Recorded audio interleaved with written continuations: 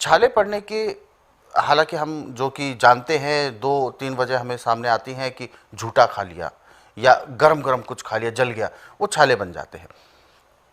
लेकिन इसके आपके नज़रिए से क्या क्या और कारण हो सकते हैं? क्या ये बड़ी बीमारी का भी कोई लक्षण हो सकता है? इसको ठीक करने के उपाय क्या हो सकते हैं?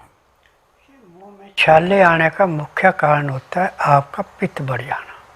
अच्छा, ये मुख्य कारण है जी। जब पित्त बढ़ जाता है और डकार आती है तो वो अंदर आके छाले पैदा करता है, क्योंकि तेजाब आई है। अच्छा, एसिड अंदर से जब डकार के रूप में आता है तब जी। और इसका उपचार आज पूरे संसार के अंदर कहें कि एलोपैथिक में, आयुर्वेद में, यूनानी में, होम्योपैथी, वो ग्लाइसरीन लगाने के लिए देते हैं, वो नहीं है, परंतु वो उपचार नहीं है। स्वस्थ उपचार ने इन चीज़ों को बड़ी गहराई से लिया है। यदि अमरूद का पेड़ आपके घर में है या आड़ पड़ोस में है तो अमरूद के नर पत्ते लेके पहले पानी से धो ले, मिट्टी ना हो, फिर उनको अच्छी तरह से पीसें, चटनी बनाए, फिर कपड़े में डाल के उसका रस निकाल लें। अब उस रस में पान पे लगाने वाला जो कत्था है वो 1 ग्राम के लगभग पानी में घुला हुआ उसमें मिला दें।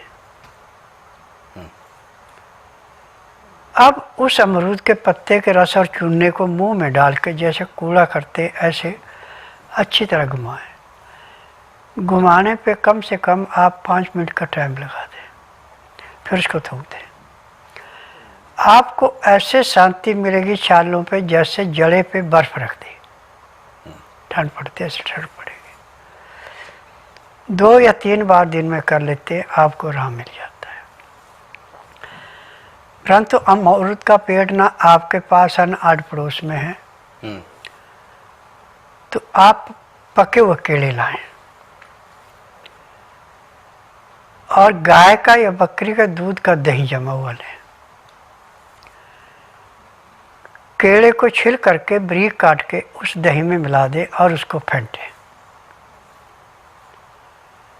अब इसका आप भोग लगाएं सुबह सुबह। जैसे ये पेट में जाएगा केला और दही, अंदर जाके ऐसे आपको राहत मिलेगी जैसे जलती अग्नि में पानी डाल के अग्नि शांत हो जाती है, ऐसे आपका पित्त शांत हो गया। और मुंह में जो आपको भयंकर दर्द हो रहा था छालों का समाप्त हो गया। आप 2 दिन तक खाना पीना छोड़ दें, केले पे और दही पे गुजारा कर लें, छाले खत्म हो गए। उससे ठंडक और मिल जाती है। हाँ, परंतु अब खान पान पर ध्यान देना। अब आपने 3 दिन तक खिचड़ी या बासमती के चावल दही का भोग लगाना है। इसमें गेहूं का तो नाम भी नहीं है, चना है, सोयाबीन है, बाजरा है, मक्का है, मूंग मोठ है, चुलाई है, सिंघाड़े हैं। अपनी इच्छा के अनुसार कम ज़्यादा लेके पिसा सकते हैं। परंतु ये आटा जो है आपने ऐसे पिसाना है, पहले सब नाजों को धो के सुखा लेना, तब मिलाना इनको। और 50 ग्राम इसमें अजवाइन भून के, 100 ग्राम तिल भून के मिला देने। और आटा ऐसे पिसाना जो हाथ में लेके ऐसे सर के रेते की बांधे। अब इस आटे को छानना नहीं, जितने भूखा उतना आटा लेके उस आटे को सख्त गूंद के खुले पानी में रख दें। अब इतने में दाल सब्जी मौसम के अनुसार जो भी आपको मिलती है वो ले लें, परंतु दाल छिलके वाली धुली हुई दाल नहीं लेनी। सब्जी नरम छिलके वाली, पत्तेदार सब्जी हो तो और भी सोने पे सुहागा। अब ये मिट्टी के बर्तन में पकाएं तो सोने पे सुहागा, नहीं तो आप स्टील के बर्तन में या पीतल के कलाईदार बर्तन में इसको पकाएं। अमोनिया का बर्तन का इसमें प्रयोग नहीं करना, ये ध्यान रखना। और जब भी आपने दाल सब्जी पकानी है तो उसमें सिंधा या काला नमक, काली मिर्च और हल्दी, 3 चीज़ें डालनी। इसको छौंक नहीं लगाना और मसाला कुछ नहीं डालना। अब जब आपकी दाल सब्जी तैयार हो जाए तो जो आटा आपने सख्त गूंद के रखा हुआ था पानी में, उसको निकाल के गूंदें, वो बिल्कुल मुलायम हो गया, सख्त रखा था। और 2 गिलास पानी गर्म करके नीचे उतार लें, कांच के गिलासों में रखें। लहसुन प्याज अदरक छिल के रख लें। अब आप अपने आटे को दोबारा गूंद करके मुलायम हो गया, बाजरे की रोटी के समान इसकी रोटियां बनेगी। रोटी जब आपकी सिक जाए तो थाली में रख लें। और जो आपने लहसुन प्याज छिल करके रखा था, अदरक, उसकी चटनी बना के उसका रस जो आपने पानी 2 गिलासों में डाल रखा है उसमें 1-1 चम्मच डाल दें। बाकी जो कचरा अपनी दाल सब्जी में मिला दें। अब इस रोटी को रचने के 10 मिनट बाद उसको अच्छी तरह मसलें। सूप जैसी खाने को हो जाए तो सोने पर सुहागा, नहीं ग्राहियाँ खा सकते हैं। 2-4 ग्राही खाना खाया, 2 घुट पानी पिया। 2-4 ग्राही खाना खाया, 2 घुट पानी पिया। पानी पीने में, खाना खाने में पूरा 1 घंटा लगा दें। उसके बाद दांतन कूड़ा करके 5 मिनट के लिए वज्रासन बैठ जाए। 5 मिनट बाद उठ के कम से कम आप 20 से 25 मिनट थोड़ा सा सैर कर लें। फिर आधे घंटे के लिए आप शवासन लेट जाएं। 5 मिनट के लिए बाईं साइड करवट लें, 3 मिनट के लिए दाईं साइड करवट लें। फिर सब आसन लेट के बाईं साइड को करवट लेके आप उठें। आपको शरीर में इतना हल्कापन महसूस होगा जैसे आप 8 घंटे की निंद्रा पूरी करके उठे। और मुंह के छालों पे आपको कोई किसी किस्म का असर नहीं होगा। बड़ा अच्छा खाना पचेगा, आराम मिलेगा। फिर यदि आपका काम के बगैर मन नहीं रुकता तो आप अपना काम भी कर सकते हैं।